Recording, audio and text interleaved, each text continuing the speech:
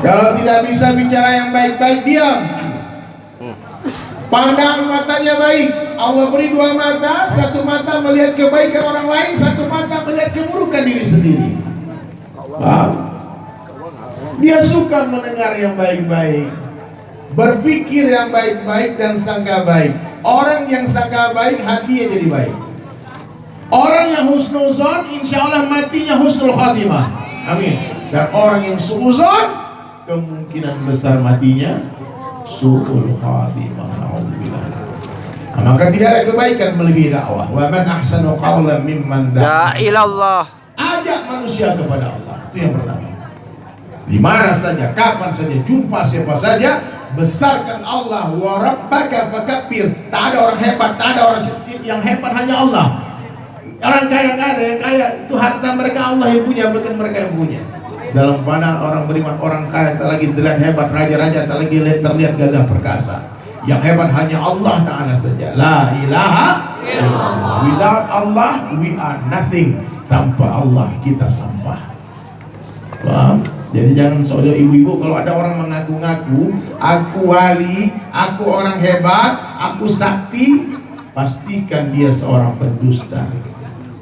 Jangan ikut-ikut. Hari ini kadang-kadang mau ikut guruku ini, oh ini sakti, ini hari ini mimpi jumpa Nabi.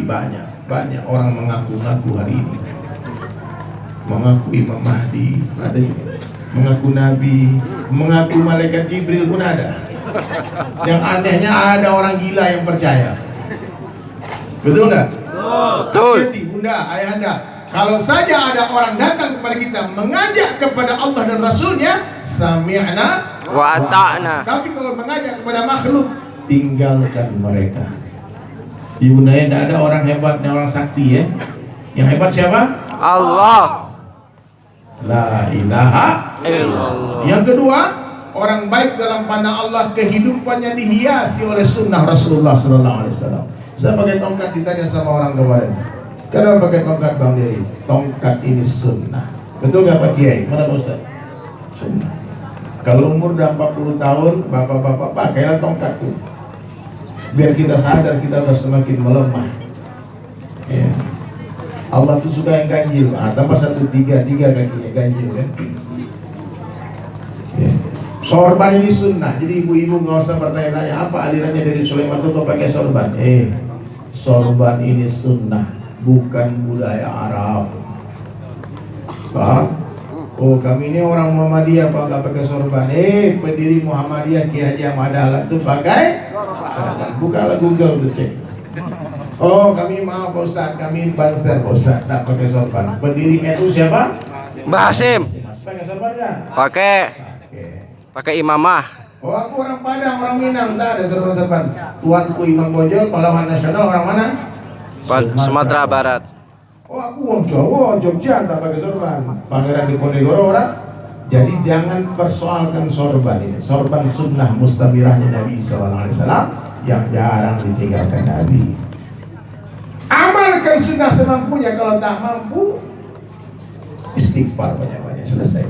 Bukan semaunya, semampunya bukan semaunya. Minimal mulai semua kebaikan dari sebelah kanan. Bunda, makan minum tangan apa? Boleh nggak makan tangan kiri? Yang makan tangan kiri kata Nabi setan. Masuk masjid ke siapa? Kiri. Masuk masjid kanan. Keluar? Kiri. Masuk toilet? Kiri. Keluar? Kanan. Jangan bola-balik bunda ya. Nanti mikir lagi di rumah, masuk toilet kiri dulu, kiri kanan, kiri kanan. Kiri masuk dua-duanya langsung, boleh? Gak boleh. Pak, mulai semua kebaikan dari sebelah kanan. Banyak sunnah Nabi ini ya.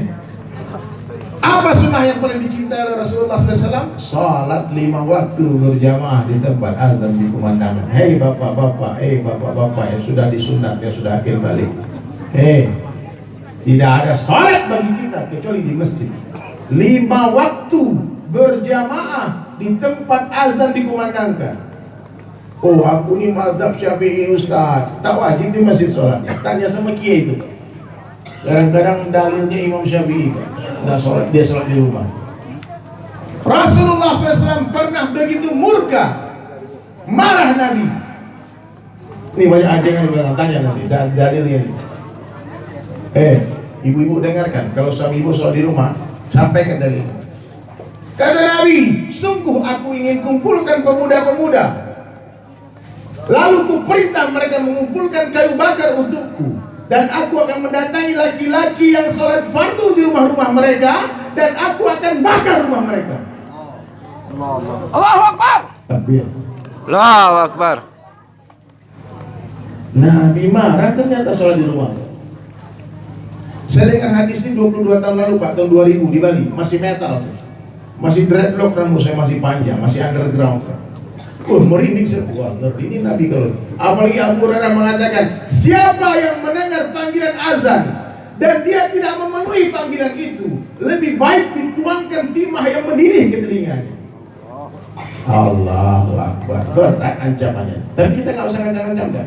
Fadilah saja. Satu langkah ke masjid mengangkat satu derajat, satu langkah menggugurkan satu dosa. Sholat sendirian dapat 1 juta, sholat berjamaah dapat 27 juta. Pilih mana? 27. 1 juta saja. 27 juta. 1 juta apa 27? 27. Oh, aku ini nggak cinta dunia, 1 juta cukup lah katanya. Bodoh namanya. Masjid kosong, Jumatan penuh masjid, betul nggak? Asar kosong lagi. Saya pernah survei nih bagi Ustaz, kenapa Jumatan itu penuh? Ternyata orang yang datang ke masjid setiap Jumat itu sudah pasang niat, Jumat depan dia mau Jumatan lagi. Tapi kalau kita tanya asar di mana? Oh, asar meeting, asar di pasar, ada tamu datang, mertuaku datang, istriku mau antar ke pasar, ke dokter, macam-macam alasannya. Ternyata perkara yang susah kalau diniatkan akan jadi mudah, perkara yang mudah kalau tak diniatkan jadi susah. Sholat Jumat itu lebih susah daripada sholat zuhur di hari biasa. Kenapa hari Kamis sholat zuhur sepi masjid, hari Jumat penuh masjid? Antriannya panjang, wudhunya, parkirannya susah, khotbahnya setengah jam, risiko sendal hilangnya tinggi. Kenapa masjid penuh? Karena orang yang datang Jumatan sudah berniat Jumat depan dia mau Jumatan lagi.